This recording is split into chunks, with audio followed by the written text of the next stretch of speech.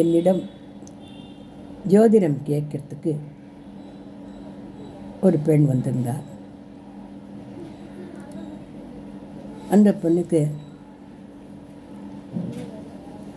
ரொம்ப உடம்பு முடியல அப்படிங்கிறத அவளுடைய கணவன் சொன்னார். ஜோதிடத்துலேருந்து அவளுக்கு என்ன பிரச்சனை அப்படிங்கிறத கண்டுபிடிக்க முடியுமா மாமி? டாக்டர்கிட்டலாம் போய் வைத்தியமெல்லாம் பண்ணிட்டு தான் இருக்கேன், ஆனால் எனக்கு ஒன்றும் புரியல அப்படின்னு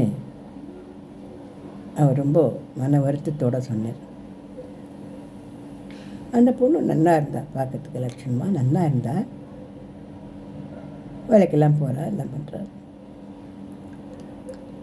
நான் அவளுடைய ஜாதகத்தை பார்த்தேன். பார்த்ததுக்கப்புறம்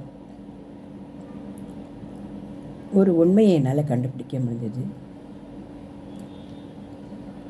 நான் உடனே அவள் இடத்துல கொஞ்ச நாளைக்கு முன்னால் உங்களுடைய மாமனார் வீட்டுக்கு போயிருந்தேம்மா அப்படின்னு கேட்டேன். உடனே கொஞ்சம் அதுந்த மாதிரி என்னை பார்த்தேன். இல்லைம்மா, காரணமாக தான் கேட்குறேன். மாமனார் வீட்டுக்கு போயிருந்தியா? இங்கே தனி குட்டணம் பண்ணுறீங்களா? ஆமாம், நாங்களாம் எங்கள் மெட்ராஸில் தான் இருக்கோம். அவளாம் அங்கே கிராமத்தில் இருக்கா. எப்பாவது குழந்தைகளுக்கு லீவ் விட்டால் நாங்கள் போகிறது வழக்கம்தான். அந்த ஆஃப் இயர்லி பரீட்சை லீவுக்கு நாங்கள் போயிட்டு வந்தோம் அப்படின்னு சொன்னேன். எந்த ஆஃப் இயர்லி லீவுக்குமா? ஒரு 2-3 வருஷத்துக்கு முன்னாடி போனதோடு சரி, அப்புறம் போகல அப்படின்னு சொன்னேன். நான் சொன்னேன், அங்கே அந்த மாமனார் எதுவும் உங்களை கொஞ்சம் கோபமாக ஏதோ சொல்லிட்டுருக்க மாதிரியே தெரியுது இந்த ஜாதகத்தில் அப்படின்னு சொன்னது தான் தாமதம். அந்த பொண்ணு ஒரேடியாக விக்கி அழ ஆரம்பிச்சிட்டார். எனக்கு ஒன்றும் புரியல, என்னடா இது, மாமனார் பற்றி நம்ம சொல்லியிருக்கக்கூடாது, அது தெரிஞ்சுட்டு தானே நம்ம சொல்கிறோம், நம்ம என்ன பண்ணுறோம் என்ன அப்படின்னு கேட்டபோது 2-3 வருஷத்துக்கு முன்னாடி என் மாமனாரை போய் பார்த்தேன். என் மாமனார் எனக்கு கோச்சிக்கிட்டார் அப்படின்னு சொன்னார். இது சகஜம் தானேம்மா, வயசில் பெரியவா தானே. ஆனால் கூட அந்த வார்த்தைகள் எனக்கு ரொம்ப மனசில் எழுந்துண்டு அது உன்னுடைய பயத்தை பாதிச்சிருக்கிறத இந்த ஜாதக குறிப்பு காட்டுறது. அதனால் எதுவாக இருந்தாலும் அதை மனசில் வச்சுக்காதம்மா. நீ கிட்டத்தட்ட 5-6 வருஷமாகவே சரியாக சாப்பிட்றதில்லை போல இருக்குது அப்படிங்கிறது உன்னுடைய உணவு சம்மந்தப்பட்ட அந்த கட்டங்களை பார்க்கும்போது, ஆரோக்கியம் சம்மந்தப்பட்ட கட்டங்களை பார்க்கும்போது தெரியுது. அப்படியா கேட்டேன்.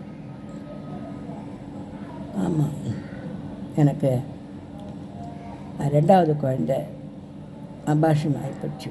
8 மாதம் வயசில் அப்புறம் அபார்ஷன் ஆகிப்போச்சு. அதே நான் ரொம்ப துக்கமாகி போயிட்டேன். எனக்கு சோறும் பிடிக்கல, தண்ணியும் பிடிக்கல, எதுவுமே சாப்பிட்றதில்ல. அதோடு நீங்கள் சொன்ன மாதிரியே எங்கள் மாமனார் கொச்சின்றதானே அதுலேயே ஒரே உறுத்தலாக இருந்தது. நான் சொன்னேன், மனசில் எதுவும் வச்சுக்காத, நீ இப்போ என்ன பண்ணுற, இப்போது முழு வருஷம் லீவுக்கு 1 மாதம் லீவு இல்லையா, திருப்பி மாமனாரத்துக்கு போ. நான் போக மாட்டேன், போயிட்டு வா. இப்போ நல்ல டைமாக இருக்குது.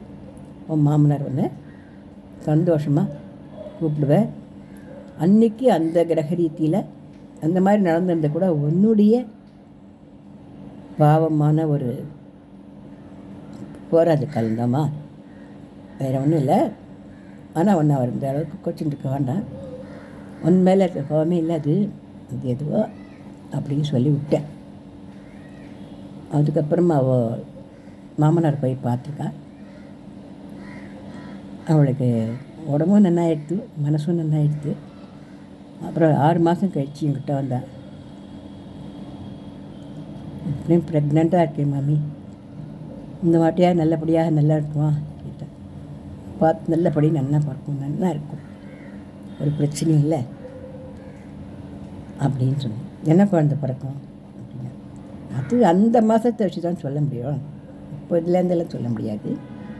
எப்போ டெலிவரிக்கு மாதம் கொடுத்துருக்காளோ அப்போ அந்த டயத்தில் என்ன கிரகம் வருதுன்னு பார்த்து குருவா சுக்கிரனா அதை பார்த்தா சொல்ல முடியுமா. ஆனால் நல்லபடியாக பிறக்கும் இந்த வாட்டி, உனக்கு ஒன்றும் பிரச்சனை இருக்காது அப்படின்னு சொல்லி அனுப்பிச்சு ரொம்ப சந்தோஷத்தோடு இருக்கா. அவள் இப்போ இன்னும் அவளுக்கு பறக்கலை, பறக்கிற டைம் தான். எந்த குழந்தை பிறந்தாலும் நல்லபடி தான் பறக்கும், நல்லா தான் இருக்க போகிறான் அந்த பொண்ணு. இந்த ஜோதிட ஒருத்தர் நான் என்னதுக்கோசரம் இங்கே சொல்கிறேன் அப்படின்னா, நம்ம சொல்ல நம்ம வெளியில் கோபத்தோடு நம்ம விட்டுட்டோம் அப்படின்னா தாக்கிடும்.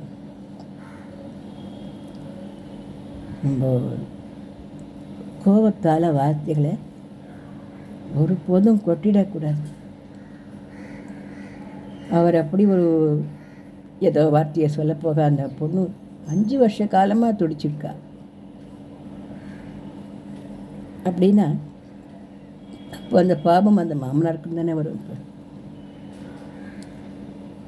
நம்ம எந்த ஒரு வார்த்தை சொல்லும் பொழுதும் நிறுத்தி யோஜனை பண்ணி தான் சொல்லணும். இந்த வார்த்தை நம்ம சொல்கிறோமே அப்படின்னு நினச்சி கொஞ்சம் யோஜனை பண்ணி எல்லோரும் நம்ம சொன்னோம்னா பலவிதமான நோய்களும் வராது, பலவிதமான மன பாதிப்புகளும் வராது. நம்மளுக்கு தான் சொல்ல தெரியும், இல்லை நம்மளுக்கு ஏதோ ரொம்ப பிடிக்காத போச்சு, மனசுக்கு எரிச்சலாக எடுத்து நம்ம சொல்லிட்டோம்னா அதனால் எவ்வளோ பெரிய பாதிப்புகளெல்லாம் ஏற்பட்டு போகிறது. நல்ல வழியாக அந்த பொண்ணு நன்னாயிட்டா. இப்போது நிறைய மாதம் தச்சியாக இருக்கா, நல்லபடியாக பொண்ணும் பையனும் நல்லா பண்ணி நல்லா இருப்போம் அந்த குழந்தை. இருந்தாலும் 5-6 வருஷமாகவும் சரியாக சாப்பிடலை, சரியாக தூங்கலை, குழந்தை அபாஷன் ஆகிப்போச்சு. எல்லாமே அந்த கவலையினால தானேம்மா. குழந்தை விளையாண்டுருக்கும் பொழுது கவலைப்பட்டோம்னா நற்றினல் சுரப்பு எப்படி சரியாக சுரக்கும்? அது சரியாக சுரக்கலை அப்படின்னா எப்படி குழந்தை நல்லபடியாக பிறக்கும்? அப்படி குழந்தை முழுசாகவே பிறந்தால் கூட அது ஆட்டிசம் குழந்தை, முளை வளர்ச்சி இல்லாத குழந்தை இருந்தால் அந்த பறக்குமே வழிய நல்லபடியாக இருக்குமா? இதெல்லாம்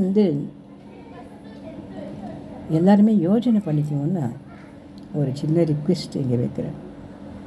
யாருமே கோச்சிக்க வேண்டாம். கோபம் வந்தாலுமே கடகடான்னு போய் ஒரு டம்ளர் தண்ணி எடுத்து பிடிச்சிட்டு ஒரு கொஞ்ச நேரம் அமைதியாக உட்காந்து அந்த கோபம் போயிடும். அப்படி கோபம் வந்தாலும் வார்த்தைகள் சொல்ல வேண்டாம் அப்படிங்கிறத என்னோட இந்த ஜோதிட அனுபவத்திலேருந்து நான் சொல்கிறேன். இந்த பதிவு பிடிச்சிருந்தாக்க லைக் பண்ணுங்க, ஷேர் பண்ணுங்கள், சப்ஸ்கிரிப்ஷன் கொடுங்க. நன்றி.